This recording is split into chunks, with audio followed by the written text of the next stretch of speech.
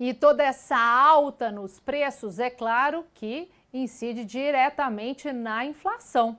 A prévia da inflação tem alta de 0,95% em março, puxada pelo preço dos alimentos. E o que isso significa? Significa que teve a maior variação para o mês de março desde 2015, segundo o IBGE. Sobre os preços que estão em alta, vamos conversar com o Guilherme Dietze, assessor da FEComércio. Muito obrigada, Guilherme, pela atenção aqui com a gente mais uma vez, viu?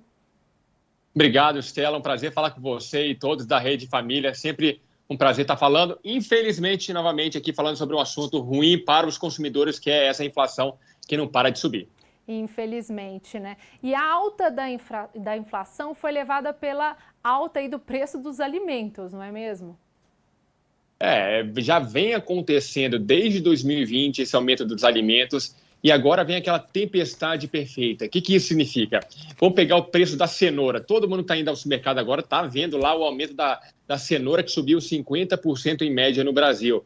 Foi uma chuva intensa na região de São Gotardo, no interior de Minas, que provocou uma redução drástica na oferta. E quando você tem redução da oferta, o que acontece com os preços? Os preços sobem. Da mesma forma como aconteceu no sul do país, uma estiagem, falta de chuva, prejudicou muito a questão da colheita da uva, da cebola, que é uma grande produtora de cebola no Brasil. Então, legumes, verduras, tudo isso foi impactado por questões climáticas.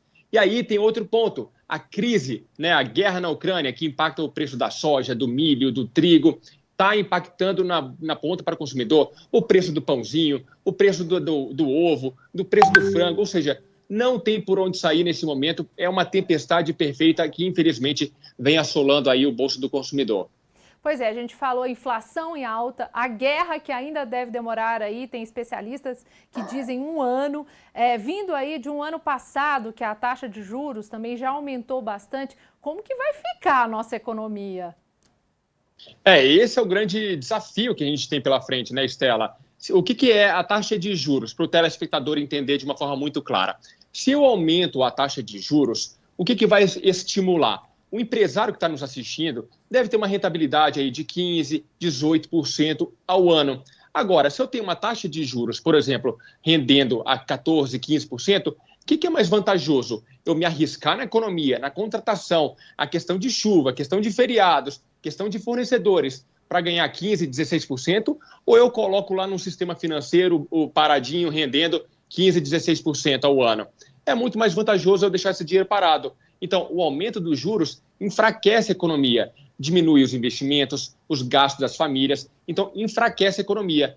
Esse que é o grande problema. Por quê? Porque a gente tem menos oportunidade de emprego. Emprego seria essencial para essas famílias que pudessem recompor a sua renda para proteção da inflação. Ou seja, as famílias estão sentindo a inflação elevada, impactando o seu bolso e, ao mesmo tempo, não estão encontrando oportunidade nem para um trabalho novo, nem para ter um aumento salarial nesse momento. Então, a situação é muito delicada daqui para frente. Com certeza a inflação é bastante ruim para toda a população. Infelizmente, quem mais sente são as pessoas com menos recursos que não têm como investir, né? Explica como que funciona isso.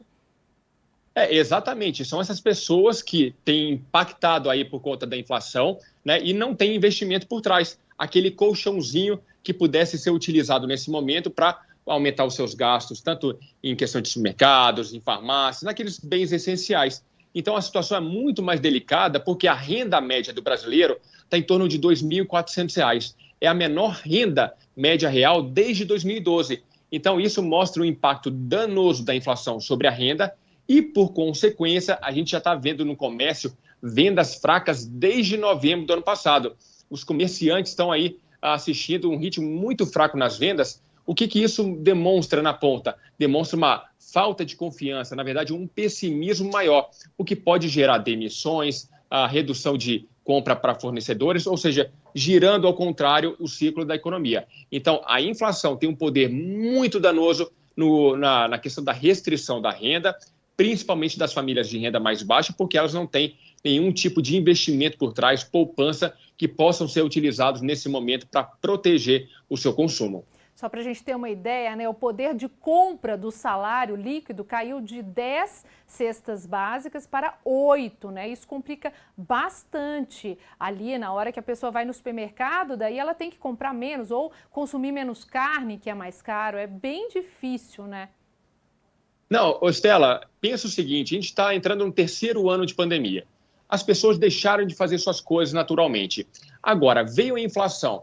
Eu pago mais no posto de combustível, eu pago mais cada ida ao supermercado. Se eu for comprar uma roupa, estou pagando mais caro. Quando eu chego no final de semana, que eu quero um sossego na minha vida, fazer um lazer, beber minha cerveja, beber meu refrigerante, ir ao cinema, ir a um parque, eu não estou conseguindo fazer porque eu não tenho mais dinheiro.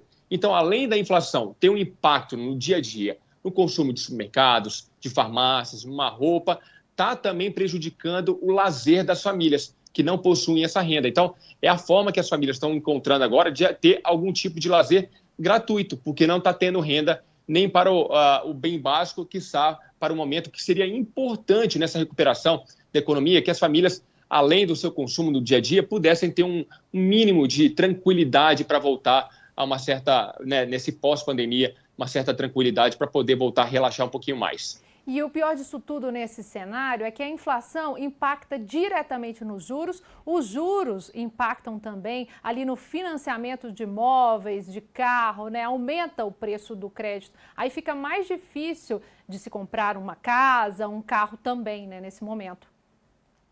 Você colocou perfeitamente, Estela. Até mesmo nas reportagens anteriores, nós vimos 3 ou 4 reportagens sobre inflação. Então, esse é o assunto do momento.